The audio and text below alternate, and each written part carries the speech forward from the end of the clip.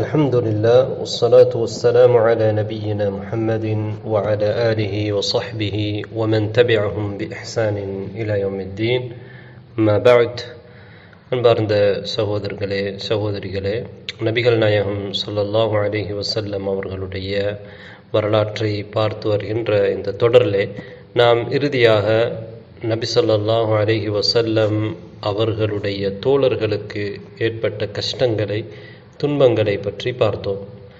மக்காவுடைய அந்த வாழ்க்கையிலே நபி ஸல்லல்லாஹு அலைஹி வஸல்லம் அவர்களும் அவர்களுடைய தோழர்களும் பட்ட பல்வேறு துயரங்களை ஏற்கனவே நாம் சுட்டி காட்டினோம். கடைசியாக சில நபி தோழர்கள், குறிப்பாக வாலிபர்களாக இருந்த அப்துர் ரஹ்மான் இப்னு அவுஃப் ரலியல்லாஹு அன்ஹு அவர்கள், அதே போன்று அவருடைய நண்பர்கள் சிலர் நபி அவர்களிடத்திலே யுத்தம் செய்வதற்கு அனுமதி கேட்டார்கள். நபி அவர்கள் அதனை மறுத்தார்கள் என்ற விஷயங்களை நாங்கள் பார்த்தோம். இந்த நபித்தோழர்கள் பட்ட கஷ்டங்களை, அவர்கள் இருந்த நிலைமையை ஆயிஷா ரலியல்லாஹு அன்ஹா அவர்கள் சொல்லக்கூடிய இந்த வார்த்தையின் மூலமாக நாங்கள் புரிந்து கொள்ள முடிகிறது. ஆயிஷா ரலியல்லாஹு அன்ஹா அவர்களிடத்திலே ஹிஜ்ரத் சம்பந்தமாக கேட்கப்பட்ட பொழுது அவர்கள் என்ன சொன்னார்கள் என்றால், இன்று ஹிஜ்ரத் கிடையாது. முஃமின்கள் அவர்களிலே ஒருவர் தன்னுடைய மார்க்கத்தை எடுத்துக்கொண்டு அல்லாஹுவின் பக்கமும் அல்லாஹுடைய ரசூலின் பக்கமும் விரண்டோடக்கூடியவர்களாக இருந்தார்கள். எதற்காக தெரியுமா? மஹாஃபத அன் யுஃப்தன அலைஹ், அந்த மார்க்கத்தை அவர் ஏற்றுக்கொண்டதற்காக சோதனைக்குள்ளாக்கப்படுவார் என்ற பயத்தினால் மார்க்கத்தை எடுத்துக்கொண்டு விரண்டோடி கொண்டிருந்தார்கள். அல்லாஹ்வின் பக்கமும் ரசூலின் பக்கமும் ஹிஜ்ரத் செய்தார்கள், மதீனாவை நோக்கி வந்தார்கள். ஃபஅம்மல் யௌம ஃபகத் அظஹர அல்லாஹுல் இஸ்லாம், இன்றோ அல்லாஹு தஆலா இஸ்லாத்துக்கு வெற்றியை கொடுத்து விட்டான், இஸ்லாம் பரவிவிட்டது. வல் யௌம யஅபுது ரப்பஹு ஹைது ஷா, ஒரு மூமின் இன்று எங்கு வேண்டுமென்றாலும் அவர் விரும்பிய இடத்திலே இருந்து அல்லாஹுவை வணங்க முடியும். எனவே அந்த அளவுக்கு சோதனைக்கு அவர்கள் உள்ளாக்கப்பட்டார்கள். அவர்கள் இருந்த இடத்திலிருந்து அல்லாஹுவை வணங்க முடியாத ஒரு நிலைக்கு அவர்கள் ஆளானார்கள். அதனால்தான் அவர்கள் ஹிஜ்ரத் போனார்கள் என்ற செய்தியை ஆயிஷா ரலியல்லாஹு அன்ஹா அவர்கள் சொல்கிறார்கள். இப்னு உமர் ரலியல்லாஹு அன்ஹு அவர்களும் சொல்கிறார்கள், கானல் இஸ்லாமு கலீலன், இஸ்லாம் குறைவாக இருந்தது. அதாவது இஸ்லாத்தை ஏற்றுக்கொண்டவர்கள் குறைவாக இருந்தார்கள். ஃபகான அர்-ரஜுலு யுஃப்தனு ஃபீ தீனிஹி, ஒரு மனிதன் இஸ்லாத்தை ஏற்றுக்கொண்டதற்காக அவன் தன்னுடைய மார்க்கத்திலே சோதனைக்குள்ளாக்கப்படுவான். இம்மா கதலூஹு வ இம்மா யுஅذிபூஹு, ஒன்றோ அவனை கொலை செய்து விடுவார்கள், அவ்வளவு பயங்கரமானது, அல்லது அவனை வேதனை செய்வார்கள். ஹத்தா கதுரல் இஸ்லாம் ஃபலம் தகுன் ஃபித்னா, பிறகு இஸ்லாம் பரவலாகியது, இஸ்லாத்தை நிறைய பேர் ஏற்றுக்கொண்டார்கள், அந்த ஃபித்னாவுடைய நிலைமை இல்லாமல் போய்விட்டது. இதுதான் அன்று சஹாபாக்களுக்கு இருந்த நிலைமை. இந்த கஷ்டமான நிலையில் நபி ஸல்லல்லாஹு அலைஹி வஸல்லம் அவர்கள் சஹாபாக்களுக்கு அல்லாஹ்வின் பக்கம் அல்லாஹ்வுடைய நெருக்கத்தை ஏற்படுத்தி கொள்ளுமாறு தான் பணித்தார்கள். எனவே அவர்களுக்கு பொறுமையை தூண்டினார்கள். பொறுமையை இழந்து அவர்கள் அந்த நேரத்தில் செயல்பட்டிருந்தால் அவர்கள் பூண்டோடு அழிக்கப்பட்டிருப்பார்கள். எனவே இந்த தஅவா, இஸ்லாம் பாதுகாக்கப்பட வேண்டும் என்பதனால் இஸ்லாத்துடைய அந்த இக்கட்டான காலகட்டத்திலே சஹாபாக்கள் மிகவும் கஷ்டப்படுகிற அந்த நிலையிலே அவர்கள் இஸ்லாத்தை பாதுகாப்பதற்காக பொறுமை காத்தார்களே தவிர, அந்த நேரத்திலே போராட்டம், யுத்தம் என்று அவர்களை எதிர்த்தவர்களுக்கு எதிராக அவர்கள் இறங்கியிருந்தால் அவர்கள் பூண்டோடு அழிக்கப்பட்டிருப்பார்கள். எனவே அதனால் அல்லாஹு தஆலா அந்த நேரத்தில் அவர்களுக்கு யுத்தத்தை தடை செய்திருந்தார். சஹாபாக்களுக்கு நபி அவர்கள் என்ன செய்தார்கள் என்றால், சிறந்த பயிற்சிகளை கொடுத்தார்கள். அல்லாஹ்வின் பக்கம் நெருங்கக்கூடிய நெருக்கத்தை ஏற்படுத்துவதற்கான பயிற்சிகளை கொடுத்து வந்தார்கள். அதிலே குறிப்பாக இரவு தொழுகையை நபி ஸல்லல்லாஹு அலைஹி வஸல்லம் அவர்களும் சஹாபாக்களும் தொழுது வந்தார்கள். அதனை நபி அவர்கள் மிகவும் வலியுறுத்தி சொன்னார்கள். சஹாபாக்களுக்கு அந்த பயிற்சியை கொடுத்தார்கள். அல்லாஹு தஆலாவுடைய இந்த வசனங்கள் அவர்களுக்கு இறங்கியது. யா ஐயுஹல் முஸம்மில், போர்வை போத்திக் கொண்டிருப்பவரே, குமில் லைல இல்லா கலீலன், இரவுலே நீங்கள் நின்று வணங்குங்கள், இரவின் சிறியொரு பகுதியை தவிர அடுத்த இரவுலே நீங்கள் நின்று வணங்குங்கள். நிஸ்ஃபஹு அவன் குஸ்மின்ஹு கலீலா, இரவுடைய அரைவாசி பகுதியிலே நீங்கள் நின்று வணங்குங்கள், அல்லது அதை விட சற்று குறையுங்கள். ஹவுசிது அலை அல்லது அதை விட சற்று கூட்டுங்கள், 2 பகுதி அல்லது அரைவாசி அல்லது 2 பகுதி. இவ்வாறு நீங்கள் இரவுலே வணக்கத்திலே ஈடுபடுங்கள். வரத்தில் குர்ஆன தர்தீலா, குர்ஆனை நீங்கள் நல்ல முறையில் நிறுத்தி ஓதுங்கள். அவ்வாறு ஓதுகின்ற பொழுதுதான் அவர் அதனுடைய அர்த்தத்தை புரிந்து கொள்ள முடியும். இன்னா சனுல்கி அலைக கௌலன் தகீலா, நாங்கள் பாரமான ஒரு வார்த்தை உங்கள் மீது போடுகிறோம். இன்ன நாஷிஅத்தல் லைலி ஹிய அஷத்து வத்அன் வ அக்வமு கீலா. அல்லாஹ் என்ன சொல்கிறான் என்றால், இரவுலே தொழுகிற அந்த இரவு தொழுகை இது மிகவுமே ஏற்றமானது, உள்ளத்துக்கு மிகவுமே பயன் தரக்கூடியது. குர்ஆன் மிகவுமே நேர்த்தியான வார்த்தையாக இருக்கிறது. எனவே உள்ளத்திலே பதியக்கூடிய நேரம் அந்த எல்லா மக்களும் தூங்கி கொண்டிருக்கின்ற பொழுது எழுந்து தொழக்கூடிய அந்த தஹஜ்ஜுடைய தொழுகை.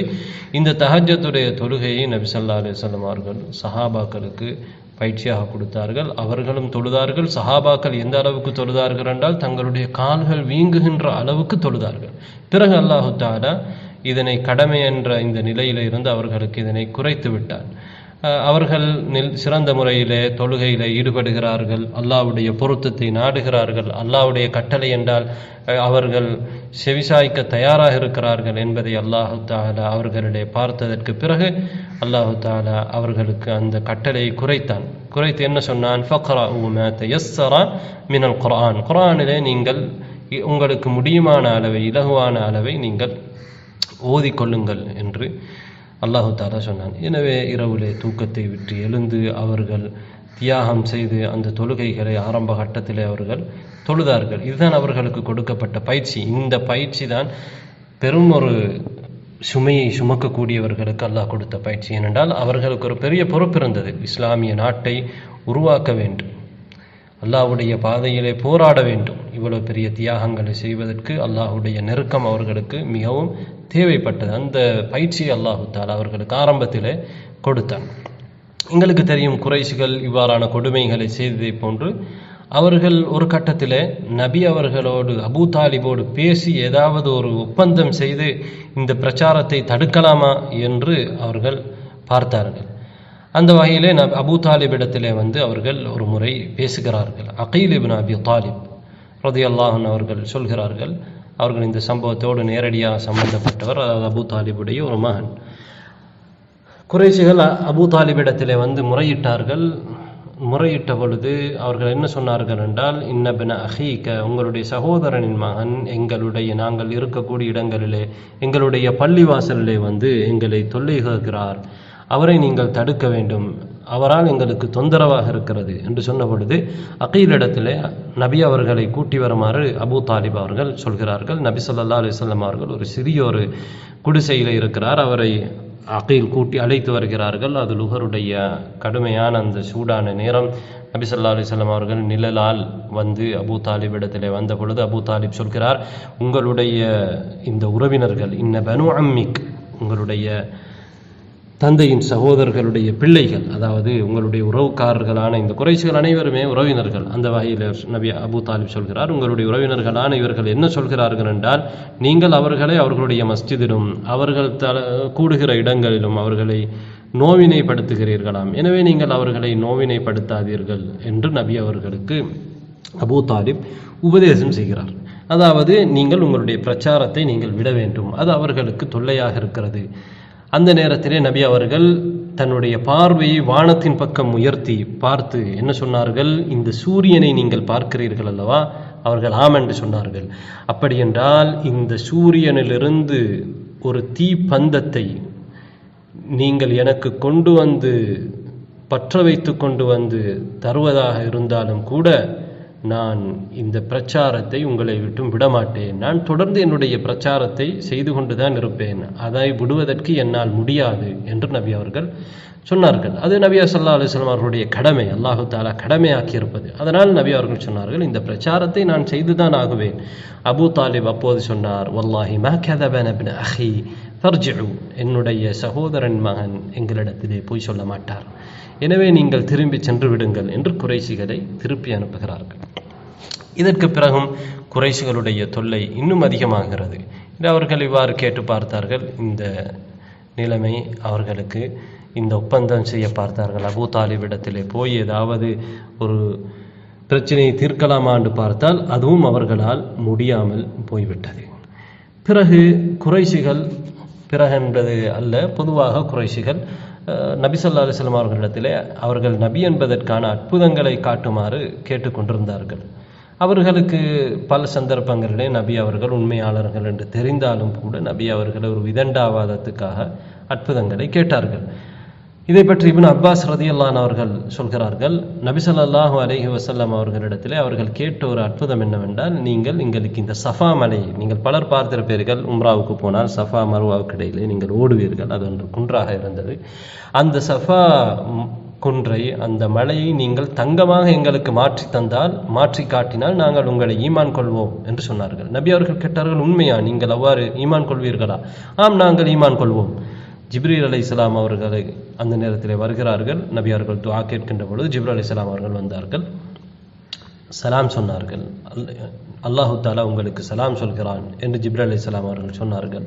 சொல்லிவிட்டு சொன்னார்கள், நீங்கள் விரும்பினால் சஃபா மலையை தங்கமாக அல்லாஹு தஆலா மாற்றுவான், அவர்களுக்காக தங்கமாக மாற்றப்படும். ஆனால் அதற்கு பிறகு யார் நிராகரிப்பாரோ, இஸ்லாத்தை ஏற்றுக்கொள்ளாமல் இருப்பாரோ, அவரை யாருக்கும் கொடுக்காத தண்டனையை நான் கொடுப்பேன் என்று அல்லாஹு தஆலா சொல்கிறான்.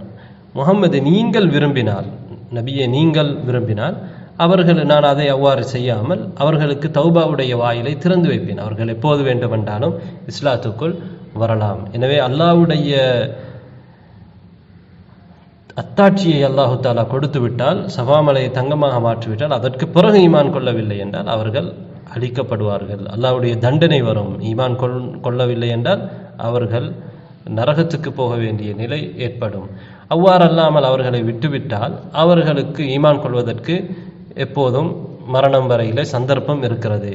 இதிலே எதை நீங்கள் தேர்வு செய்கிறீர்களோ அது உங்களுக்குரியது என்று அல்லாஹு தஆலா நபி அவர்களுக்கு சொன்ன பொழுது நபி அவர்கள் சொல்கிறார்கள், பல் பாபு ரஹ்மதி பாபு தௌபதி வர் ரஹ்மா, அவர்களுக்கு தௌபாவுடைய ரஹ்மத்துடைய வாயில்களை திறந்திடட்டும் என்று நபி அவர்கள் சொன்னார்கள். எனவே நபி அவர்கள் என்ன விரும்பினார்கள் என்றால், அல்லாஹ்வுடைய தண்டனை வந்துவிட்டால் இவர்கள் ஈமான் கொள்ளாமலே சில நேரம் அழிக்கப்பட்டு நரகத்துக்கு போகக்கூடிய நிலைமை ஏற்படும். இதேதான் முன்னர் வாழ்ந்த சமுதாயங்களிலே அந்த நபிமார்களுக்கு அவர்கள் நடந்து கொண்ட முறை. பிறகு இப்னு அப்பாஸ் ரலியல்லாஹு அன்ஹு அவர்கள் சொல்கிறார்கள், அல்லாஹு தஆலா பின்வரும் வசனத்தை இறக்கி வைத்தான், வமா மனஅனா அன் நுர்சில பில் ஆயாத்தி இல்லா அன் கذب பிஹா அல் அவ்வலூன். ஏன் நாங்கள் அத்தாட்சிகளை கொடுக்கவில்லை என்றால், முன்னோர்கள் அதனை பொய்ப்பித்தார்கள். வஆதைனா ஸமூதன் நாகத முப்ஸிரா, சமூது கூட்டத்துக்கு நாங்கள் ஒட்டகத்தை அத்தாட்சியாக கொடுத்தோம். ஆனால் அவர்கள் என்ன செய்தார்கள்? நிராகரித்தார்கள். அதற்கு பிறகு அழிக்கப்பட்டார்கள். இதைத்தான் அல்லாஹு தஆலா அங்கே சுட்டி காட்டுகிறார். எனவே சமூது கூட்டத்துக்கு எவ்வாறு ஹூத் நபியுடைய அந்த அத்தாட்சி ஒட்டகம் பயனளிக்கவில்லையோ, அவர்களை ஈமான் பக்கம் அழைக்கவில்லையோ, பிறகு அவர்கள் அதை மறுத்தார்களோ, அதனால் அவர்கள் அழிக்கப்பட்டார்களோ, அந்த நிலை ஏற்படக்கூடாது என்பதை நபி ஸல்லல்லாஹு அலைஹி வஸல்லம் அவர்கள் விரும்பினார்கள். ஆனாலும் இந்த குறைஷிகள் அத்தாட்சியை கேட்டுக்கொண்டிருப்பதால் நபி ஸல்லல்லாஹு அலைஹி வஸல்லம் அவர்கள் இந்த குறைஷிகளுக்கு சில அத்தாட்சிகளை காட்டியிருக்கிறார்கள். அதில் ஒன்றுதான்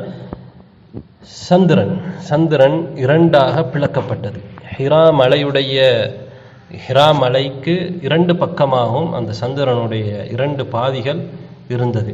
இதை அவர்கள் பார்த்தார்கள். ஆனால் இதை பார்த்தாலும் அவர்கள் என்ன செய்யவில்லை?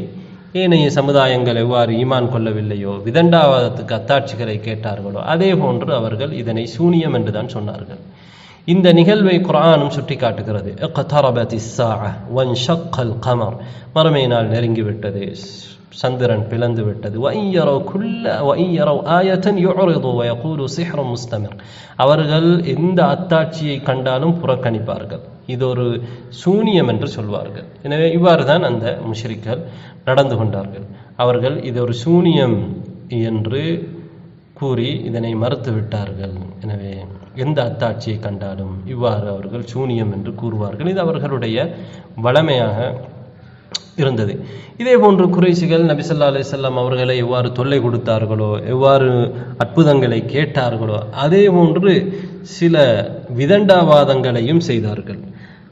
நபி ஸல்லல்லாஹு அலைஹி வஸல்லம் அவர்கள் என்ன சொன்னார்கள் என்றால், நீங்கள் வணங்கக்கூடிய இந்த சிலைகள், இந்த கற்கள், இவைகளெல்லாம் நரகத்திலே போடப்படும்.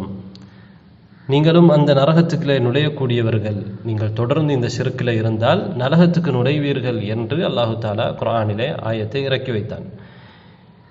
நபி அவர்களும் சொன்னார்கள், நீங்கள் வணங்குகின்ற இந்த சிலைகளிலே எந்த ஒரு நலவும் இல்லை என்று சொன்னார்கள். நீங்கள் அல்லாஹ் அல்லாமல் வணங்கப்படக்கூடியவைகளிலே குறைசிகளே எந்த நலவும் இல்லை என்று குறைசிகளை நோக்கி நபி அவர்கள் சொன்னதற்கு குறைசிகள் என்ன சொன்னார்கள் என்றால், முஹம்மதே நீங்கள் என்ன சொல்கிறீர்கள் என்றால், ஈசாவுடைய அதாவது மரியமுடைய மகன் ஈசா அவர் நல்ல மனிதர் என்று சொல்கிறீர்கள், சாலிஹான அடியார் என்று சொல்கிறீர்கள், நபி என்று சொல்கிறீர்கள். அவர்களை நசாராக்கள் வணங்குகிறார்கள், கிறிஸ்தவர்கள் அவர்களை வணங்குகிறார்கள். எனவே நாங்கள் வணங்கக்கூடிய சிலைகளும் அந்த இடத்தில் தான் இருக்கிறது, எங்களுடைய சிலைகளும் அந்த இடத்தில் தான் இருக்கிறது. எனவே நீங்கள் உண்மையிலே அவரை நபியாக ஏற்றுக்கொண்டால் அப்போ அவர் நரகத்துக்கு போக மாட்டார் என்று சொன்னால் எங்களுடைய சிலைகளும் நரகத்துக்கு போக மாட்டார்கள் என்று இவர்கள் சொன்னார்கள். இது ஒரு விதண்டவாதம். அல்லாஹு தாலா குர்ஆனிலே என்ன சொன்னான் என்றால், இன்னக்கும் வமா தஅபுதூன மின் தூனில்லாஹி ஹஸபு ஜஹன்னம், நீங்களும் அல்லாஹ்வை என்று நீங்கள் வணங்கக்கூடியவைகளும் நரகத்துடைய எரிகொல்லிகள் என்று அல்லாஹு தாலா சொன்னான். இதற்குத்தான் குறைஷிகள் இவ்வாறு சொல்கிறார்கள். அல்லாஹு தாலா அங்கே யாரை பார்த்து சொன்னான் என்றால் குறைஷிகளை பார்த்து சொன்னான், நசாராக்களை பார்த்து சொல்லவில்லை. அதுவும் அவர்கள் வணங்குகின்ற பார்க்காத கேட்காத சிலைகளாக இருக்கக்கூடிய சிந்திக்காத அந்த சிலைகளை கற்களை தான் அல்லாஹு தாலா சொன்னான். எனவே அந்த சிலைகள் உண்மையான அந்த சிலைகளுக்குரிய மனிதர்களும் அவர்களை வணங்குவதை அவர்கள் ஏற்றுக்கொண்டிருந்தால் அவர்கள் நரகத்துக்கு போவார்கள், இது வேறு விடயம். எனவே இங்கே குறைசிகள் அவர்கள் தெரிந்திருந்தார்கள் இங்கே அல்லாஹு தாலா சொல்வது இதைத்தான் என்றாலும் விதண்டாவாதத்திற்கு அவர்கள் இவ்வாறு சொன்னார்கள். வலம்மா தூரிப இப்னு மர்யம் மஸலன், அல்லாஹு தாலா குர்ஆன் வசனத்தை இறக்கி வைத்தான். மரியமுடைய மகன உதாரணமாக சொல்லப்பட்ட பொழுது, இதா கௌமுக மின்ஹு யஸித்தூன், உங்களுடைய கூட்டமோ விதண்டாவாதம் புரியக்கூடியவர்களாக இருக்கிறார்கள் என்று அல்லாஹு தாலா சுட்டி காட்டுகிறான். எனவே அவர்கள் நபி அவர்களிடத்தில் இன்னொரு வாதத்தை வைத்தார்கள், ரூஹை பற்றி கேட்டார்கள். அதாவது இவர்கள் யஹூதிகளிடத்தில் கேட்டார்கள், முஹம்மதிடத்திலே நாங்கள் கேட்பதற்கு ஏதாவது ஒரு கேள்வியை எங்களுக்கு சொல்லுங்கள் என்று சொன்ன பொழுது அவர்கள் சொன்னார்கள், ரூஹை பற்றி கேளுங்கள், ரூஹ் எப்படிப்பட்டது. எனவே அவர்கள் யஹூதிகளுடைய இந்த ஆலோசனைப்படி நபி அவர்களிடத்திலே ரூஹை பற்றி கேட்ட பொழுது நபி அல்லாஹு தாலா குர்ஆன் வசனத்தை இறக்கி வைக்கிறான், வயஸ்அலூனக அனிர் ரூஹ், ரூஹை பற்றி இவர்கள் உம்மிடத்திலே கேட்கிறார்கள், குலிர் ரூஹு மின் அம்ரி ரப்பி, ரூஹ் என்னுடைய ரப்புடைய கட்டளையிலிருந்து உள்ளது. வமா ஊதீதும் மினல் இல்மி இல்லா கலீலா, நீங்கள் குறைவான அறிவே கொடுக்கப்பட்டிருக்கிறீர்கள், குறைவாகவே அன்றி நீங்கள் அறிவு கொடுக்கப்படவில்லை என்று அல்லாஹு தாலா அந்த வசனத்திலே சொன்ன பொழுது அவர்கள் சொன்னார்கள், யஹூதிகள், நாங்கள் குறைவான அறிவாக கொடுக்கப்பட்டிருக்கிறோம், எங்களுக்கு தௌராத் கொடுக்கப்பட்டிருக்கிறது, அதிலே யாருக்கு தௌராத் கொடுக்கப்பட்டிருக்கிறதோ அவர்கள் நிறைய விடயங்களை நிறைய அறிவை கொடுக்கப்பட்டிருக்கிறார்கள் என்று அவர்கள் சொன்னார்கள். அந்த நேரத்திலே அல்லாஹு தஆலா குர்ஆன் வசனத்தை இறக்குகிறான், قل لو كان البحر مدادا لكلمات ربي لنفد البحر قبل أن تنفد كلمات ربي ولو جئنا بمثله مددا.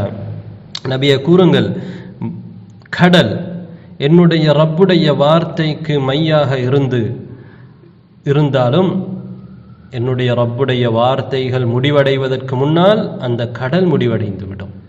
என்னுடைய ரப்புடைய வார்த்தையை எழுதி முடிக்க முடியாது என்று அல்லாஹ் தஆலா அந்த வசனத்தில் சொல்றான். வலவு ஜினா பிமித்லிஹி மததா, அது போன்ற பல கடல்களை நாங்கள் கொண்டு வந்தாலும் ரப்புடைய வார்த்தையை எழுதி முடிக்க முடியாது, அது முடிவதற்கு முன்னால் அந்த மை முடிந்துவிடும், அந்த கடல்கள் முடிந்துவிடும் என்று அல்லாஹு தஆலா அந்த வசனத்தை இறக்கி வைக்கின்றார். இதே போன்று யஹூதிகள் வேறு சந்தர்ப்பத்தில் மதீனாவிலும் இன்னொரு முறை இவ்வாறு கேள்வி கேட்டார்கள், நபி அவர்களிடத்திலே ரூஹை பற்றி கேள்வி கேட்டார்கள். மக்காவாசிகளுக்கும் இவ்வாறு அவர்கள் மக்காவிலே இருக்கின்ற பொழுது இவ்வாறு ஒரு கேள்வியை கேட்குமாறு சொன்னார்கள். அதே போன்று மக்காவில் இருந்த அந்த முஷ்ரிக்கள் நபி ஸல்லல்லாஹு அலைஹி வஸல்லம் அவர்களை வீழ்த்த வேண்டும் என்பதற்காக என்ன சொன்னார்கள் என்றால், இவர்கள் இந்த குர்ஆனை ஒரு அரபி அல்லாத ஒருவரிடத்திலே படித்து கொண்டு இதனை இவர் சொல்கிறார், வேறு வேதங்களில் இருந்து எடுத்து இதனை இவர் மக்களுக்கு சொல்கிறார் என்ற ஒரு குற்றச்சாட்டை வைத்தார்கள். இந்த குற்றச்சாட்டு அவர்களால் வைக்க முடியாது. ஏனென்றால் நபி ஸல்லல்லாஹு அலைஹி வஸல்லம் அவர்களுக்கு வாசிக்க தெரியாது. எழுதப்படி நபி ஸல்லல்லாஹு அலைஹி வஸல்லம் அவர்கள் புத்தி இருந்தது. ஆனால் சிறந்த புத்தி உள்ளவர்களாக இருந்தார்கள், ஆற்றல் உள்ளவர்களாக இருந்தார்கள். ஆனால் எழுதுவதற்கும் வாசிப்பதற்கும் உரிய சந்தர்ப்பத்தை அல்லாஹு தஆலா அவர்களுக்கு வைக்கவில்லை. அதனால் அவர்களுக்கு எழுத்து தெரியாது, எழுதவும் தெரியாது, வாசிக்கவும் தெரியாது. அவர்கள் ஒரு உம்மி நபியாக அல்லாஹு தஆலா வைத்திருந்தார். எனவே அவர்கள் எவ்வாறு வேறு வேதங்களில் உள்ள விடயங்களை எடுத்து சொல்வதற்கு முடியும்? என இந்த வாதம் அவர்களுக்கு பிழையானது என்பது அவர்களுக்கு தெரியும். அது மட்டுமல்லாமல் குர்ஆன் என்பது தெளிவான அரபு மொழியிலே இருக்கிறது. அந்த அரபு மொழிக்கு சவால் விடுகிறது. முடியுமானால் இதே போன்ற ஒரு குர்ஆனை கொண்டு வாருங்கள் என்று குர்ஆன் சொல்கிறது. எனவே அந்த அளவுக்கு அரபு மொழியிலே புலமை உள்ளவர்களாக இருந்த அந்த குறைஷிகளுக்கு குர்ஆனை போன்ற ஒரு இலக்கியத்தை கொண்டு வர முடியாமல் இருந்தது. எனவே அப்படிப்பட்ட உயர்ந்த இலக்கியத்திலே இருக்கக்கூடிய அந்த குர்ஆனை அஜமிகள் அரபி அல்லாதவர்களிடத்திலே படிக்கிறார் என்பது ஒரு விதண்டாவாதமாக இருந்தது. ஆனால் தான் அல்லாஹ் தஆலா சொல்கிறான், வலகத் நஅலமு அன்னஹும் யகூலூன இன்னமா யுஅல்லிமுஹு பஷருன் லிசானுல் லதி யுல்ஹிதூன இலைஹி அஅஜமிய்யுன் வஹாதா லிசானுன் அரபிய்யுன் முபீன்.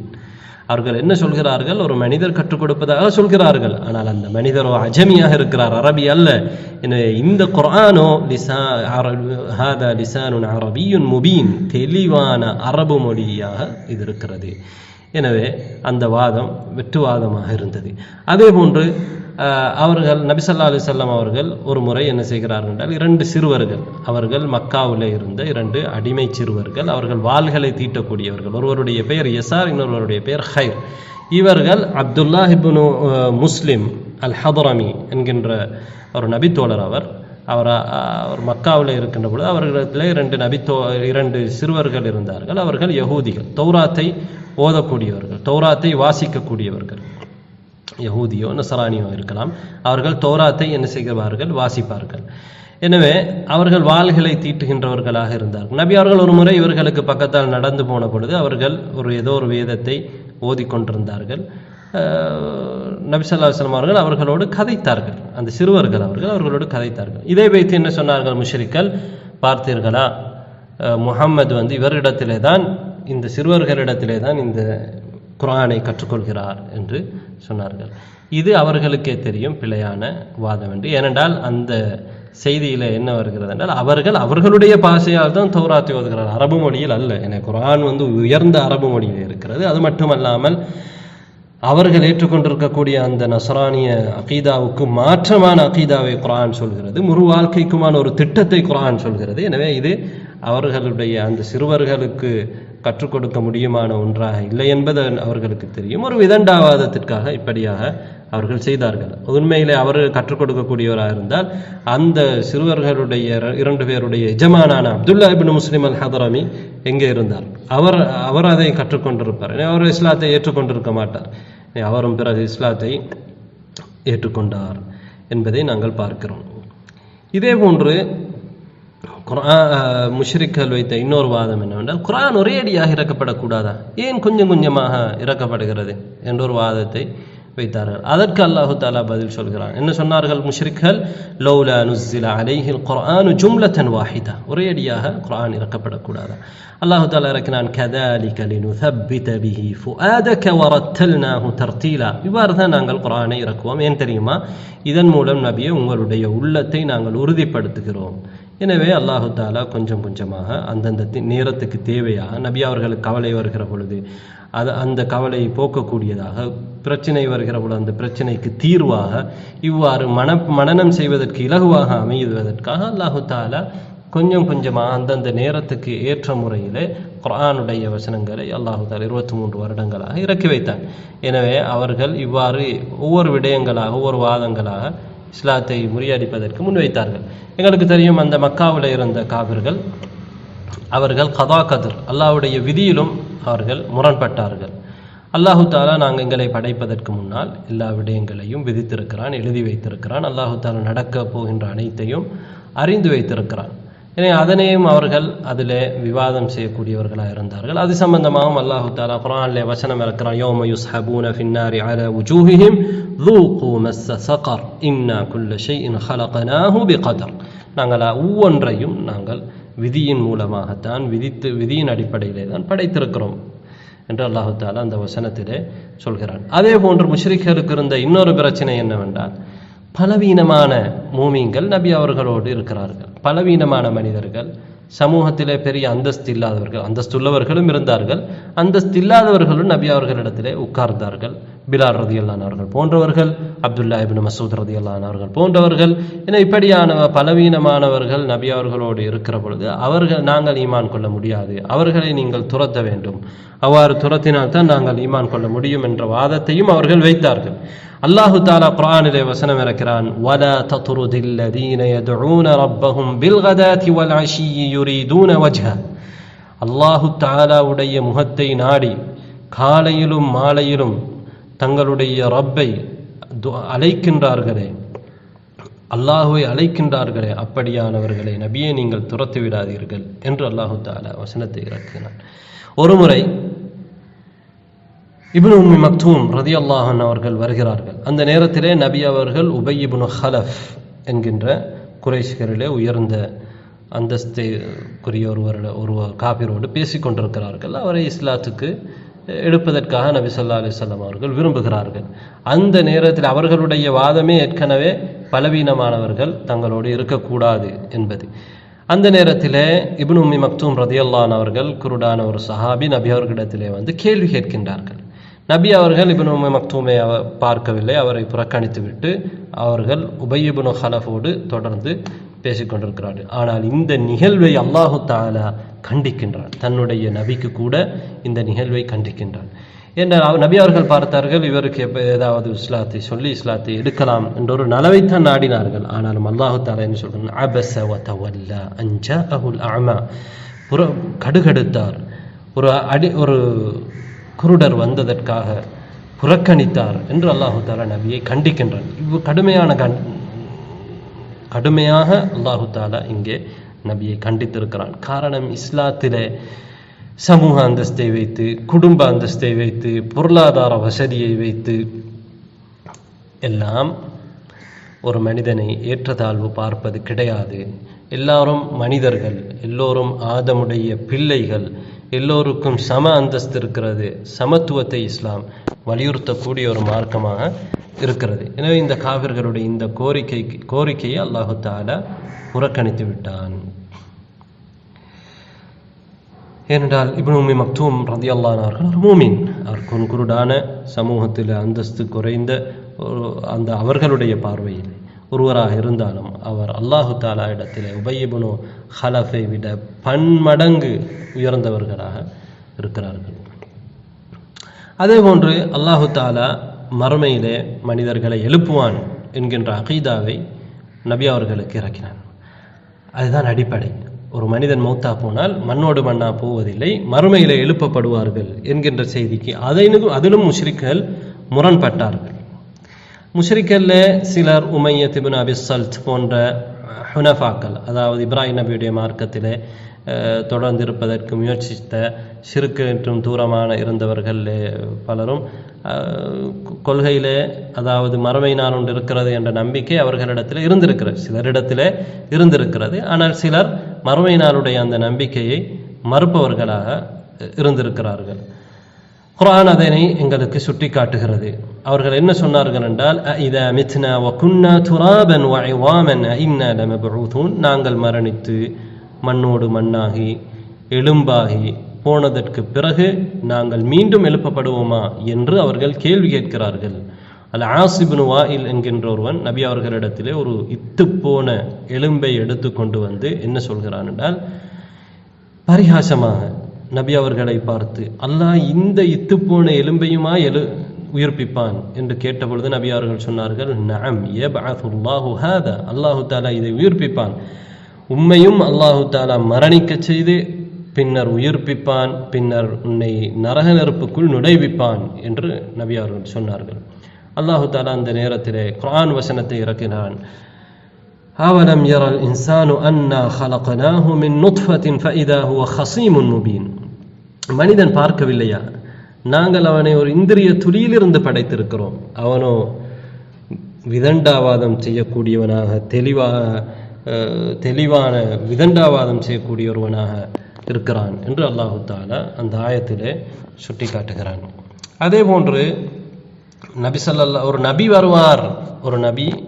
வருவார், அந்த நபி வந்தால் நாங்கள் ஏற்றுக்கொள்ள வேண்டும் என்கின்ற அந்த நம்பிக்கையையும் அதிகமான மக்காவாசிகள் ஏற்றுக்கொள்ளவில்லை. ஒரு நபி வருவாரா, அதை எப்படி நாம் ஏற்றுக்கொள்வது? ஆனால் அங்கே இருந்த ஹுனஃபாக்கள், சிறுக்கை விட்டும் தூரமாக இருந்த இப்ராஹிம் நபியுடைய மார்க்கத்தில் இருப்பதற்கு முயற்சி செய்த அவர்கள் குறைவாக இருந்தார்கள். அவர்கள் அந்த நம்பிக்கை அவர்களிடத்தில் இருந்தது. ஆனால் இந்த நிறைய முஷ்ரிக்கள் நபி என்று சொன்னால் அவர்கள் அதை ஏளனமாக சந்தேகமான பார்வையிலே அவர்கள் பார்க்க ஆரம்பித்தார்கள். என்ன சொன்னார்கள்? وَمَا مَنَعَ النَّاسَ أَن يُؤْمِنُوا إِذْ جَاءَهُمُ الْهُدَى إِلَّا أَنْ قَالُوا أَبْعَثَ اللَّهُ بَشَرًا رَسُولًا. அல்லாஹ் ஒரு மனிதனை ரசூலாக அனுப்புவானா என்று அவர்கள் கேள்வி கேட்டார்கள். அதே போன்று முஷ்ரிக்களிலே சிலர் 3 பேர் என்ன செய்கிறார்கள் என்றால், காபத்துல்லா இடத்திலே கதைத்துக் கொள்கிறார்கள் அல்லாஹு தாலாவுடைய ஒரு பண்பை பற்றி. அல்லாஹு தாலா செவிமடுப்பானா, எல்லாவற்றையும் செவிமடுப்பானா என்று அவர்கள் கதைத்துக் கொள்கிறார்கள். சிலர் ஆம் என்கிறார்கள், சிலர் இல்லை என்று மறுக்கிறார்கள். அல்லாஹு தாலா குர்ஆனிலே வசனத்தை இறக்குகிறான், வமா குந்தும் தஸ்ததிரூன அன் யஷ்ஹத அலைக்கும் சம்உக்கும் வலா அப்சாருக்கும் வலா ஜுலூதுக்கும். நீங்கள் மறைக்கக்கூடியவர்களாக இருக்கவில்லை. உங்களுடைய செவிப்புலன்கள், உங்களுடைய பார்வை புலன்கள், உங்களுடைய தோள்கள் உங்களுக்கு எதிராக இந்த மறுமை நாளையிலே சாட்சி சொல்லும் என்று நீங்கள் பயந்து நீங்கள் மறைக்கக்கூடியவர்களாக இருக்கவில்லை. நீங்கள் நிறைய விடயங்களை அல்லாஹு தாலா செவிமடுக்காமல் இருக்கிறான், அறியாமல் இருக்கிறான் என்று நீங்கள் தவறாக நினைத்தீர்கள் என்று அல்லாஹு தாலா அந்த வசனத்திலே தொடர்ந்து சொல்கிறான். எனவே அல்லாஹு தாலா அனைத்தையும் பார்த்து கொண்டிருக்கிறான். அதற்கும் மேலதிகமாக நீங்கள் செய்யக்கூடிய உங்களுடைய செயல்களுக்கு எதிராக உங்களுடைய உறுப்புகளே நாளை மறுமையில் சாட்சி செல்லும் என்பதையும் அல்லாஹு தஆலா அந்த வசனத்திலே சுட்டி காட்டுகிறான். அதே போன்று மக்காவில் இறங்கிய ஒரு வசனம் தான் அலிஃப் லாம் மீம் குலிபத்திர் ரூம் ஃபி அத்னல் அர்த். அதாவது ரோமர்களுக்கும் பாரசீகர்களுக்கும் இடையிலே ஒரு சண்டை நடந்தது. அந்த சண்டையிலே ரோமர்கள் தோல்வி அடைந்தார்கள், பாரசீகர்கள் வெற்றி பெற்றார்கள். ரோமர்களுடைய தோல்வி முஸ்லீம்களுக்கு கவலையாக இருந்தது. ஏனென்றால் அவர்கள் நசாராக்கள், அல்லாஹு தாலாவை ஏற்றுக்கொள்ளக்கூடியவர்கள் சிறுக்கில் இருந்தாலும். ஆனால் பாரசீகர்களை பொறுத்தவரையிலே அவர்கள் அடிப்படையை ஏற்றுக்கொள்ளாதவர்கள். அவர்கள் மஜூசிகள், நெருப்பு வணங்கிகள், சிலை வணங்கிகளாக இருந்தார்கள். அதனால் முஷ்ரிக்குகளுக்கு அவர்களுடைய வெற்றி சந்தோஷமாக இருந்தது. கடுமையாக வரலாற்றை பார்க்கின்ற பொழுது கடுமையான தோல்வி, இனி மீண்டு வர முடியாது என்று நினைக்கிற அளவுக்கு ரோமர்கள் தோல்வி அடைந்தார்கள். இந்த நேரத்திலே அல்லாஹ் குர்ஆனிலே வசனம் இறக்குகிறான், ஒலிபத்திர் ரோமர்கள் தோல்வி அடைந்தார்கள் ஃபி அத்னல் அர்த், பாரசீகத்துக்கு நெருக்கமான அந்த பூமியிலே, வஹும் மின் பஅதி கலபிஹிம் சயக்லிபூன். ஆனால் அவர்கள் தோல்வி அடைந்தாலும் கூட அவர்கள் அந்த தோல்விக்கு பிறகு வெற்றி அடைவார்கள் ஃபி பித்இ சினீன், சில வருடங்களிலே. சில வருடம் என்றால் பித்இ சினீன் என்றால் 3க்கும் 10க்கும் இடைப்பட்ட எண்ணிக்கை. எனவே அந்த 3க்கும் 10க்கும் இடைப்பட்ட அந்த எண்ணிக்கை காலத்திலே, வருடங்களிலே அவர்கள் வெற்றி பெறுவார்கள். இது குறைசிகளுக்கு ஒரு ஆச்சரியமாக, ஏளனமாக இருந்தது. இந்த அளவுக்கு ரோமர்கள் தோல்வி அடைந்ததற்கு பிறகு இவர்கள் வெற்றி அடைவார்களா, இது என்ன ஒரு அசாத்தியமான கருத்து என்று சொல்லி அவர்கள் நையாண்டி செய்ய ஆரம்பித்தார்கள். அந்த நேரத்திலே அபூபக்கர் ரலியல்லாஹு அன்ஹு அவர்கள் ஒரு முஷ்ரிக்குகளோடு ஒட்டு பிடித்தார்கள், அதாவது பணயம் பிடித்தார்கள். என்ன சொன்னார்கள்? அவர்கள் வெற்றி பெற்றால், அதாவது அது மார்க்கத்திலே, இஸ்லாத்திலே ஆரம்பத்திலே தடை செய்யப்பட்டிருக்கவில்லை. எனவே ரோமர்கள் வெற்றி பெற்றால் அபூபக்கர் ரலியல்லாஹு அன்ஹு அவர்களுக்கு அவர்கள் கேட்கக்கூடியதை கொடுக்க வேண்டும். பாரசீகர்கள் வெற்றி பெற்றால் முஷ்ரிக்குகளுக்கு அவர்கள் எதனை அவர்கள் போட்டியாக பொருளாக வைத்து போட்டி போட்டார்களோ அதனை கொடுக்க வேண்டும் என்று அவர்கள் போட்டி போட்டார்கள். ஆனால் அபூபக்கர் ரலியல்லாஹு அன்ஹு அவர்கள் முஷ்ரிக்குகள் பேசிய பொழுது 5 வருடத்தை நிர்ணயித்தார்கள். சில அறிவிப்புகளை 6 வருடத்தை. எனவே அதற்குள் அவர்கள் வெற்றி பெறவில்லை. ஆனால் 7வது வருடத்திலே ரோமர்கள் திரும்பவும் யுத்தம் செய்தார்கள், வெற்றி பெற்றார்கள். அல்லாஹுடைய வாக்குறுதி உண்மையானது. அந்த நேரத்திலே மூமின்கள் சந்தோஷப்பட்டார்கள், நிறைய பேர் இஸ்லாத்தை ஏற்றுக்கொண்டார்கள் என்பதையும் நாங்கள் பார்க்கின்றோம். எனவே அன்பார்ந்த சகோதரர்களே, அடுத்ததாக இந்த தொல்லைகள் கஷ்டங்கள் தாங்க முடியாமல் நபி ஸல்லல்லாஹு அலைஹி வஸல்லம் அவர்கள் சஹாபாக்களுக்கு ஹிஜ்ரத் செல்வதற்கு, அபிசீனியாவுக்கு ஹிஜ்ரத் செல்வதற்கு உத்தரவிட்டார்கள். அதில் 2 முறை சஹாபாக்கள் அபிசீனியாவுக்கு ஹிஜ்ரத் சென்றார்கள் என்ற செய்திகளை நாங்கள் அடுத்த பாடத்திலே பார்ப்போம் இன்ஷா அல்லாஹ்.